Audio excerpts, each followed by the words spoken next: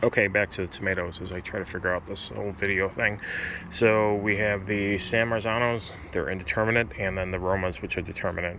They've grown very well, even in this little pot here. It had some dirt in it. It was mostly filled with whatever kind of dirt's been sitting in there, growing weeds for years, and then I added some garden soil to it.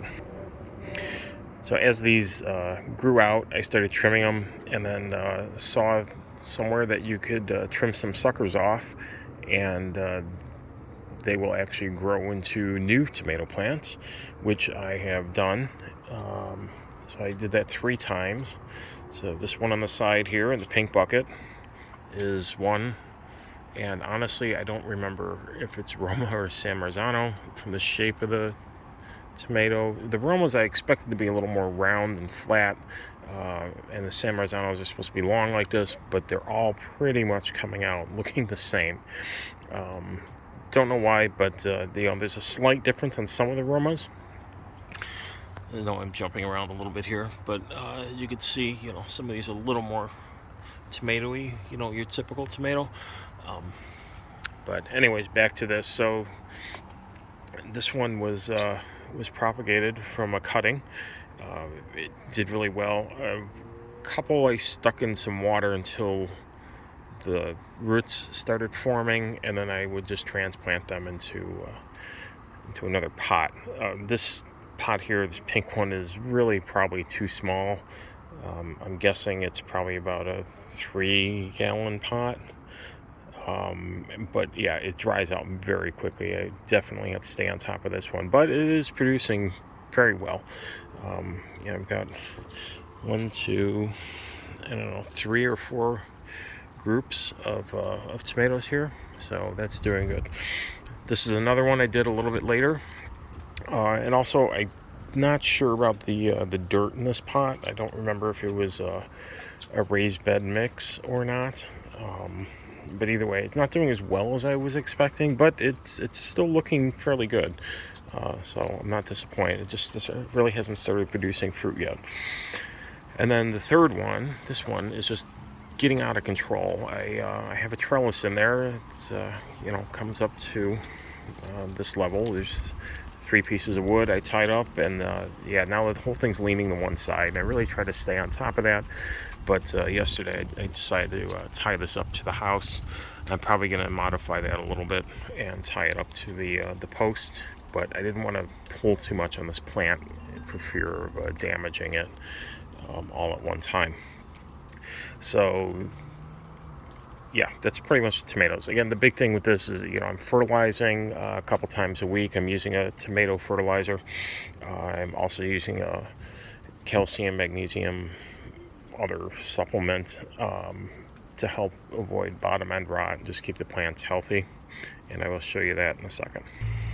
Okay, I'm going to quickly go over the what I'm using for to take care of these plants. So I have this insecticidal soap that I was using on my inside plants for those little root gnats or whatever you get, but it works well on the outside. I also found that it works very well for controlling the worms that eat the plants that are on the tomatoes and my Brussels sprouts too.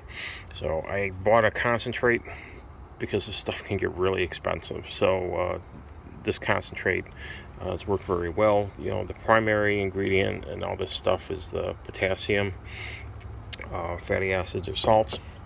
As for my fertilizer,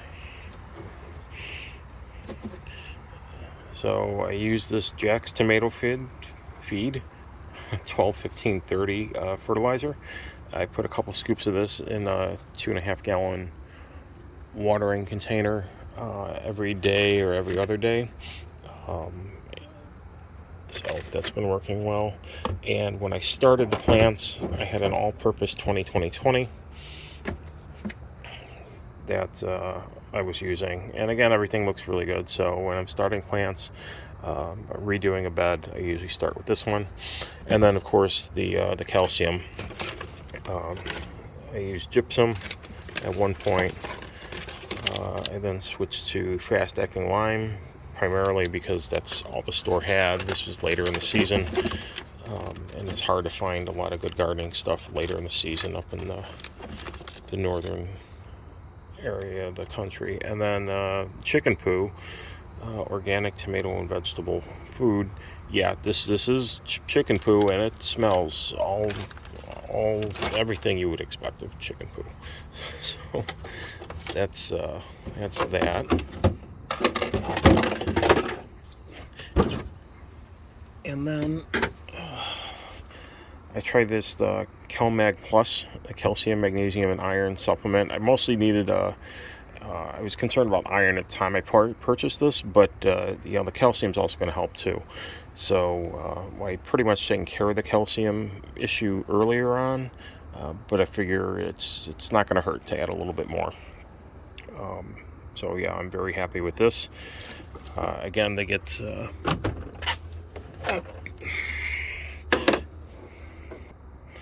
about 20 mLs per watering, which is a total of 4 teaspoons, so just a little over a tablespoon.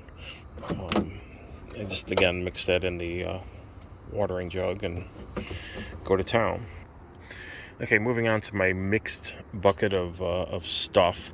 We had an extra bucket. I had some spare time, and I was trying out some seeds to see what would grow, some older seeds that I've had for years, and figured I'd just throw some stuff in. So we have peas. This took kind of a long time, but we got some rain. We were over the weekend, and yeah, it just blew up. Before, just a couple days ago, it didn't have any fruit on it, no peas, just a few flowers, and now we've got peas nicely growing. So again, very happy with this. I'm not a big pea eater, but you can throw them in stews or soups or whatever. And then I had some carrots too, some seeds, and I was just testing to see the viability of them. They started to grow, so I figured I'd throw them in a pot, and yeah, they're doing nice too. So starting to poke up out of the ground a little bit. This doesn't take a lot of water. I just pour in, a couple cups of water a day just to keep it topped off. The soil, I don't think this is a garden mix. I think it was just a miscellaneous of whatever I had around, some topsoil mix that I had for the yard for some grass seed, and just some miscellaneous old dirt. So I just kind of mixed it in there, and here we are. And then this onion, this is actually, this one's crazy too. So this was a small bulb onion, or it was a green onion that we got from the store. We ate the greens off of it, and I just took whatever was left over, stuck it in the ground, and now this thing is ginormous. You can see it's grown all the way up. So very crazy. We'll move on to the peppers next. Okay, so these are the primary peppers. I bought these at Home Depot. Again, they were seedlings, or a little bigger than that. Your typical 4 or 6 inch type of plants. Plant them in June. Put them in milk jugs. I like these Sam milk jugs because what I do is I cut them off just above the handle, and then I run. I have a drip irrigation system, so to speak, and then I can run this cord for the irrigation system right down into the handle. Get a better view of this. So it goes in the top here, it runs down to the handle, and then it comes out into the dirt itself. So it's at the dirt level. It gets absorbed right in. I don't have to worry about anything splashing over. I poked holes in the bottom of these for any overflow. I put a little bit of material to cover it up to keep the dirt from coming out. They drain pretty well, but they take a ton of water. I had a lot of problems. So these are supposed to be red peppers, which I know at maturity they will, or they're supposed to turn red. We lost all of these. The whole first crop in July and August was lost due to bottom end rot. So yeah, that was a difficult thing. But now, and we only had, maybe 5 or 6 peppers. But now I've got a lot. 1, 2, 3, 4, 5, 6, 7, 8, 9, 10, 11, 12, 13, 14, 15, 16, 17, 18, 19. Yeah, there's 20. Yeah, there's at least 20 peppers on this plant. The thing is incredibly top heavy. I had to shove a big ass stick in here and then tie her up to keep it from tipping over. And then I built this wooden stand out of, I repurposed our old deck lumber. When I redid the deck earlier this year, I saved all the old lumber, just repurposed it and the screws, and put this container together. So it works pretty well. This is, what is this? Oh, it's a Havasu pepper. These are supposed to be slightly milder than jalapenos. They still have a good kick to them. They're not overbearing, but I like these. I didn't know anything about them. I just wanted some kind of hot pepper. That was the only one that was being sold at the time. So these are nice because you can eat them at any stage of the game. So even when they're, smaller and yellow like this, you can let them grow a little bit so they're a little more orange if you want some more flavor, and they will turn a darker orange, almost a red, after another couple weeks. So I've mostly been harvesting these when they're red. I have tried them when they're smaller and orange. They are much hotter when they're small like this. The red ones, they're still hot, but it's definitely hotter around the veins or the capsaicin pores or glands on the inside where the seeds grow, that little vein where the seeds grow on.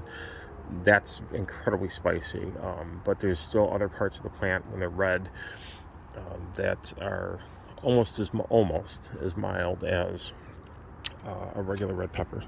So this is my green pepper plant. We've already harvested about 5 or 6 decent green bell peppers off of this. This one, bell peppers they're all pretty much the same. So you leave them on long enough and they will turn red. It's just a marketing thing to sell them as green or red peppers. But yeah, I just decided I'd leave this one on so we can have a red pepper. So even after we've harvested a bunch, it's still coming back. And you can see here that we've got even more peppers growing, which is great. And so far, no issues with bottom end rot, which is awesome. I'm really trying to stay on top of the calcium thing. And then I set up this drip irrigation system. So an old water jug, I had a whole bunch of very old IV start kits that I just poked into the bottom here. Drilled some small holes, shoved them in, and then sealed them up with a little bit of silicone caulk. And I can control the drip rate, which is usually about 1 drop every second or two. And then this gallon, I'll refill this twice a day. So it's worked out pretty nice. There is some slowdown because of these filters that they have in the IV systems. But other than that, it's kind of a hands-off approach. Had a lot of problems. Yeah, the root system of these plants has completely taken over the entire container. So the whole container is just pretty much roots. And trying to get water to absorb from the top of this can be difficult at times, especially depending on your dirt level.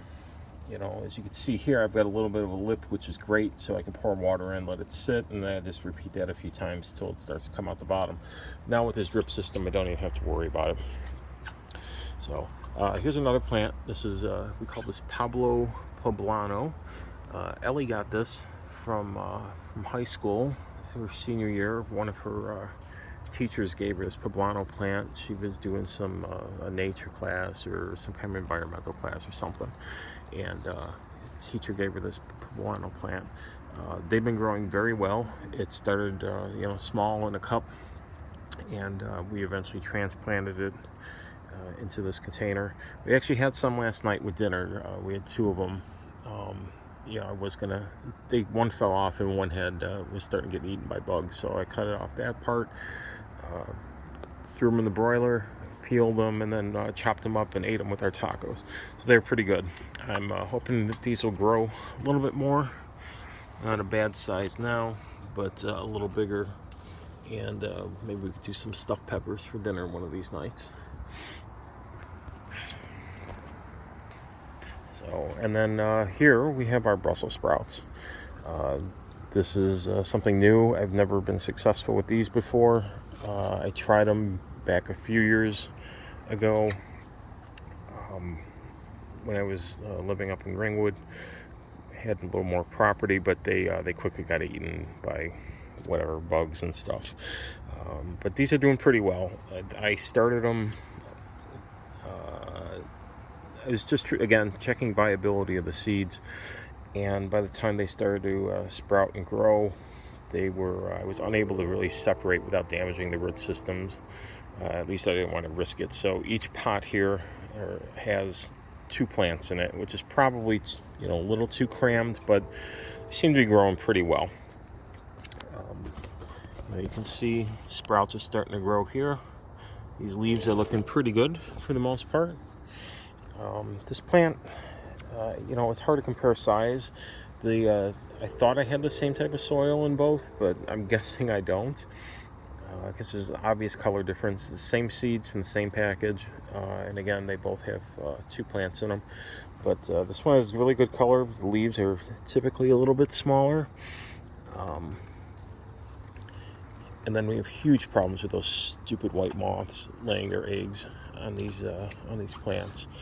So I tried this netting. It seems to help a little bit, but every day I would pretty much spray once or twice a day with that soap. I would just soak down these leaves, and I found that the worms at night tend to, during the day they come out and they eat at night, but during the day they tend to hide down in the center branch here, right in the middle where the new growth is coming from.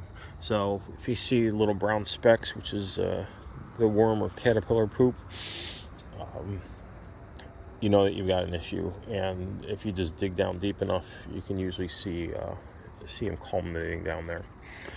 So, and we'll do one more check of these tomatoes just to show you the backside of the plants. So these quickly overgrew the railing and then started dripping down, and yeah, they're growing all the way down. We have just clumps and clumps of tomatoes.